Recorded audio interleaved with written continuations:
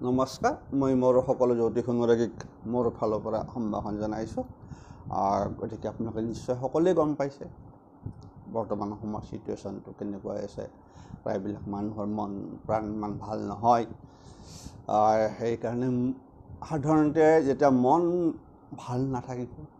বিষয়বস্তুবিলাক আলোচনা কৰিও ভাল নালাগে কিন্তু সময়ৰ কৰ্তব্য সময়ৰ আহ্বান আমি নিজৰ কৰ্মত নিজে আকৌ জড়িত হ'বই লাগিব সেইটো প্ৰকৃতিৰ নিয়ম আপোনাৰ মোৰ বুলি নহয় সেইটো চলি আছে গতিকে দুখ লাগে কেতিয়াবা আৱেগ আছে তাৰ মাজেদি নিজৰ কৰ্মৰ লগত জড়িতসকলে কৰ্ম কৰিব লাগিবই এইটো কৰ্মই ধৰ্ম কৰ্ম অবিহনে জীৱন যাত্ৰা কোনো আগুৱাই যাব নোৱাৰে গতিকে মই আকৌ আগৰ যিটো ভিডিঅ' আলোচনা কৰিছিলোঁ হস্তৰেখাৰ ওপৰত আপোনালোকে নিশ্চয় গম পাইছে হস্তৰেখাৰ আয়ুস ৰেখাৰ লগত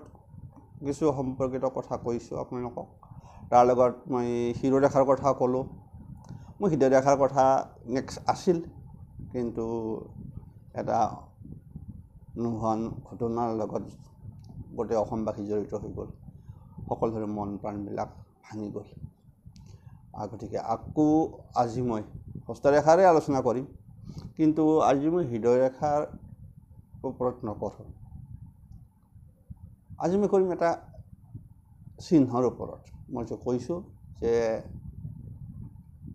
আমাৰ হস্তৰেখা বিচাৰত দুটা বিষয়বস্তু থাকে এটা কৰকুষ্টি এটা অংককুষ্টি মই এটা কথাই কৈছিলোঁ আপোনালোকক যে কৰকুষ্টি বুলি কোৱাৰ লগে লগে আমাৰ হাতত থকা বিভিন্ন ৰেখাৰ ওপৰত বিচাৰ হয় আৰু অংককুষ্টি বুলি কোৱাৰ লগে লগে হাতত থকা বিভিন্ন চিহ্ন যেনে যিয়ে নহওক ক্ৰছ চিহ্ন হওক তিল চিহ্ন হওক বা জব চিহ্ন বিভিন্ন চিহ্ন বা ত্ৰিশূল বা অথবা বিষ্ণু চিহ্ন ভি আকৃতিৰ চিহ্ন এনেকুৱা যথেষ্ট যিবিলাক চিহ্ন থাকে সিহঁতৰ লগত শুভ থাকে কিছুমান অশুভ হৈ থাকে গ্ৰহৰ স্থান লয় গতিকে আমাৰ হাতৰ পৰা আমি বহুত কথা গম পাওঁ আচল কথা আকৌ কৈছোঁ আজি মই এটা বিষয় ক'ম আমাৰ হাতত ক্ৰছ চিহ্ন থকাটো ইমান এটা ভাল নহয় বুলি আমাৰ কয় হস্তৰেখা কৈ গৈছে আগৰ বিভিন্ন গ্ৰন্থত কিন্তু তাৰ মাজত দুটা স্থানত ক্ৰছ চিহ্ন এই দুটাক কোৱা হৈছে অতি সৌভাগ্যশালী ক্ৰছ চিহ্ন আজি মই যাক কোৱা হয় মিষ্টিক চিহ্ন বা দৈবিক ক্ৰছ চিহ্ন বুলি কোৱা হয় আৰু হাতৰ এই দুটা স্থানত যদি এই চিহ্ন থাকে ক্ৰছ চিহ্ন থাকে তেনেহ'লে আপুনি বুজি ল'ব যে আপুনি অতি ভাগ্যৱান আপোনাৰ ওপৰত দৈৱৰ কৃপা আছে অৰ্থাৎ সেইকাৰণে এটাক কোৱা হয় মিষ্টিক বা দৈবিক ক্ৰছ চিহ্ন সেইটো সাধাৰণতে আমাৰ থাকে ক'ত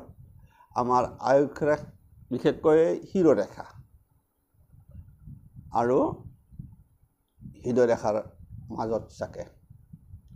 এই শিৰোৰেখা আৰু আপোনাৰ হৃদয়ৰেখাৰ মাজত এই যিটো চিহ্ন থাকিব ক্ৰছ চিহ্ন এইটো কোৱা হয় মিষ্টিক চিহ্ন বা আধা ভৌতিক ৰেখা বা দৈবিক ৰেখা গতিকে যি চিহ্নটোৱে এজন জাতক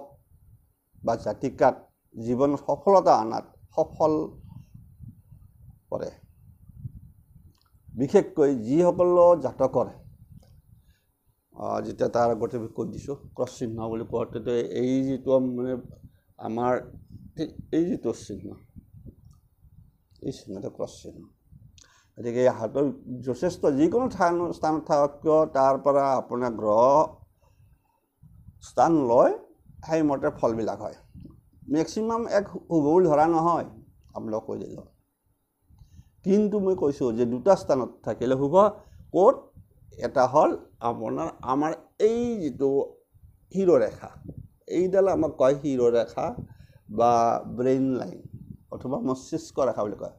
গতিকে আনফালে কোৱা হয় এইডালক কোৱা হয় আপোনাৰ হৃদয় ৰেখা বা হাৰ্ট লাইন যেতিয়া কোনো ৰেখা ক্ৰছ বুলি কোৱা হয় এই ৰেখা দুটাক মানে আপোনাৰ ঠিক এনেকুৱাকৈ থাকে এনেকুৱাকৈ থাকি লাগিব অৰ্থাৎ আপোনাৰ শিৰৰেখা বা এই ৰেখাডালক আৰু এই হাৰ্ট লাইন হৃদয় ৰেখাডালক দুটাকে স্পৰ্শ কৰিব লাগিব তেতিয়াহে কোৱা হয় তাক পাৰফেক্ট মিষ্টিক বা দৈবিক ক্ৰছ চিহ্ন কাৰণ এই জাতকসকল সাধাৰণতে কি হয় অত্যন্ত ভাগ্যৱান হয় আৰু এই জাতকৰ এই কাৰণে কোৱা হৈছে বহুত ক্ষেত্ৰত মানে জীৱনত নিজে নিজৰ মনৰ মাজত যিটো উদ্ভৱ হ'ব পৰিকল্পনা তাক সফল কৰিবলৈ সক্ষম হয় আৰু এইটো আনফালে দৈবিক ক্ৰছ চিহ্ন বুলি এই কাৰণে কোৱা হয় এই জাতকসকল সাধাৰণতে দেৱতাতুল্য হয় দেৱতুল্য ব্যক্তি পৰিণত হয় অৰ্থাৎ এইসকল জাতকৰ মূল কথা যে কথা হ'লে এই জাতকসকল সাধাৰণতে সকলোকে সমদৃষ্টিৰে চায়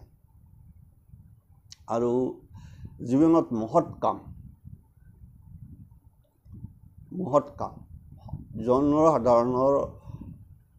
যিটো আমি কওঁ য'ত জনসাধাৰণৰহে বেছি লাভৱান হয়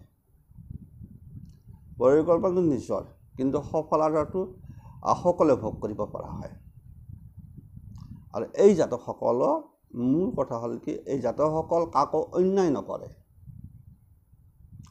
আৰু জীৱনত যি পৰিকল্পনা কৰিব আৰু বৃহৎ পৰিকল্পনাৰ মাজতে পৰিচালিত হয় আৰু সেই পৰিকল্পনাবিলাক কি হয় যে আগমুহূৰ্তত মৃত্যুৰ আগমুহূৰ্তত হ'লে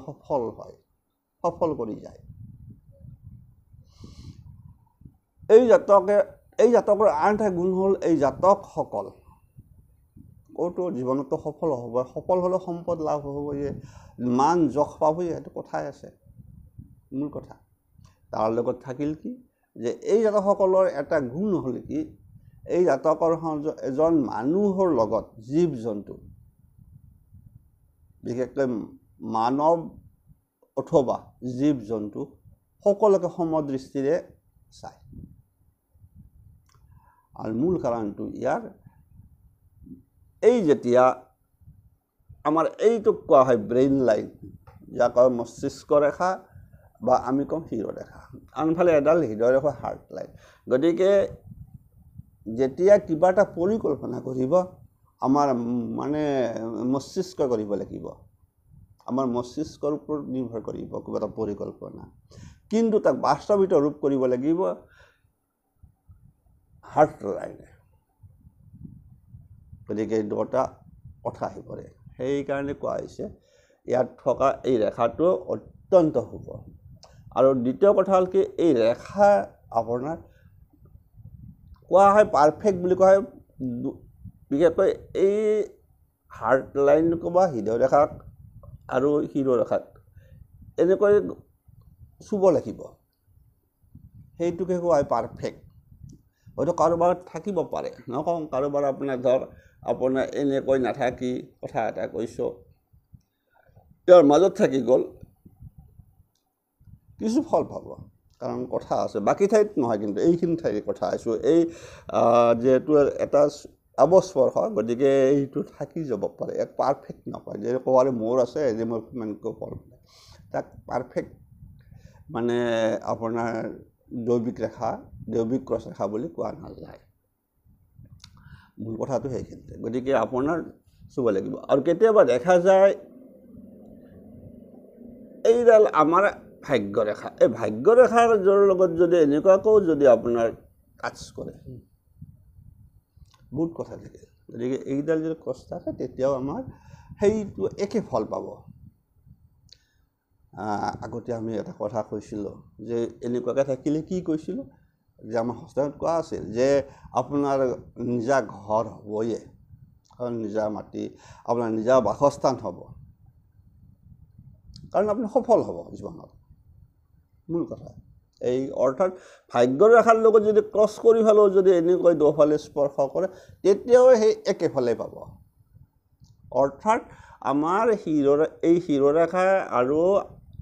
হৃদয়ৰেখাৰ মাজত ক্ৰছ চিহ্নটো কোৱা হয় মিষ্টিক বা দৈবিক ক্ৰছ চিহ্ন এইটো হ'ল এটা আনফালে দ্বিতীয় স্থান আৰু এটা শুভ বুলি কোৱা হয় সেইটো হ'ল আপোনাৰ যদি বৃহস্পতিৰ ক্ষেত্ৰত এই বৃহস্পতিৰ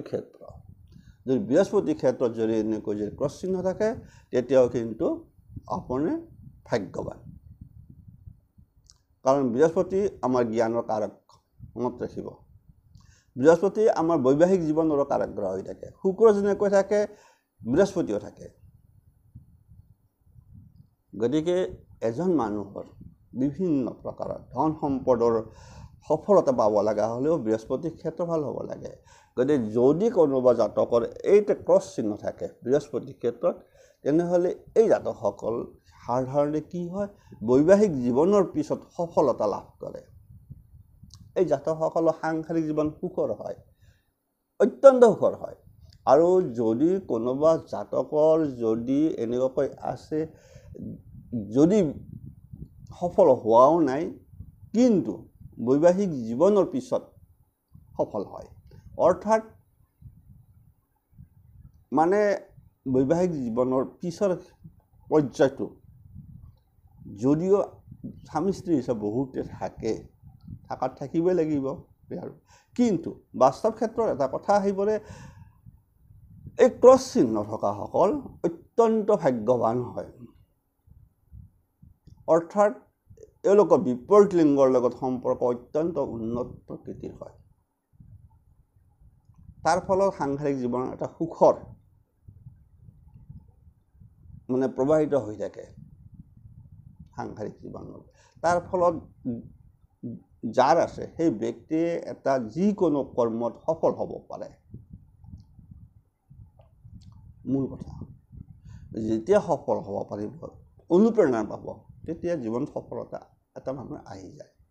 গতিকে যিসকল জাতকৰ ক্ৰছ চিহ্ন যদি বৃহস্পতিৰ ক্ষেত্ৰত আছে মনত ৰাখিব আনফালে সেই জাতকসকল এটা কথা কৈছোঁ যে আপুনি দেখাত পঢ়া শুনা নহ'ব পাৰে কিবা কাৰণে হ'ব পাৰে কিন্তু বাস্তৱ ক্ষেত্ৰত যদি যুক্তিতৰ্কত যায় এই জাতকসকলক অথচ দেখিব বেছি মানে পঢ়া শুনা নাই কিন্তু আপুনি সেই জাতকৰ যিটো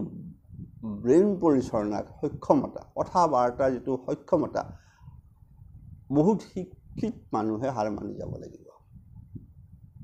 যুক্তিতৰ্কত আৰু মানে যিটো অট'মেটিক আহি যাব ইটা সেই জাতকৰ জ্ঞান বুদ্ধি সক্ষমতা সফলতা মানিব লাগিব আপুনি গতিকে আপোনাৰ এই দুটা স্থানত থকা ক্ৰছ চিহ্ন সাধাৰণতে অত্যন্ত শক্তিশালী হৈ থাকে আৰু সেইসকল জাতকক বা জাতিকা ভাগ্যৱান বুলি কোৱা হয় অতি ভাগ্যৱান অতি সৌভাগ্যশালী ক্ৰছ আজিলৈ এৰিলোঁ বেছি দীঘল নকৰোঁ গতিকে মিছ আহি আছোঁ এনেকৈ আপোনালোকৰ লগত আকৌ মই ইয়াৰ পিছত শিৰোৰেখাৰ বিষয়ে ক'ম আৰু দুই এটা মই কৰ গোষ্ঠী ক'ম দুই এটা অংক গোষ্ঠীৰ কথা মই আপোনাক কৈছোঁ যে অংক গোষ্ঠী হ'ল আমাৰ হাতত থকা বিভিন্ন চিহ্ন আৰু কৰ গোষ্ঠীত হ'ল বিভিন্ন ৰেখা অৰ্থাৎ হাতৰ যিখিনি আপোনাৰ বিবাহ ৰেখা আয়ুস ৰেখা ভ্ৰমণ ৰেখা এইবিলাক যিখিনি আছে সেইবিলাক মাৰ্চেল ৰেখা এই গোটেইখিনি আপোনাৰ কৰ গোষ্ঠী আৰু যিখিনি পৰি যাব এইবিলাক ধৰক এতিয়াবা ক্ৰছ কৰিলোঁ ইয়াৰ পিছত আপুনি তৰা চিহ্ন কথা ক'ম কোনোবা এটা সময়ত কৈ দিম তৰা চিহ্ন ক'ত থাকিলে ভাল আৰু হাতত তিল থাকিলে তাক শুভ বুলি ধৰা নাযায় মই কৈ থৈ দিলোঁ এতিয়াই সদায় এটা সংকেত কৰে আজিলৈ এৰিলোঁ সকলোৱে ভালে থাকক কুশলে থাকক গতিকে আজিলৈ ইমানে সকলোৰে মংগল কামনা কৰিলোঁ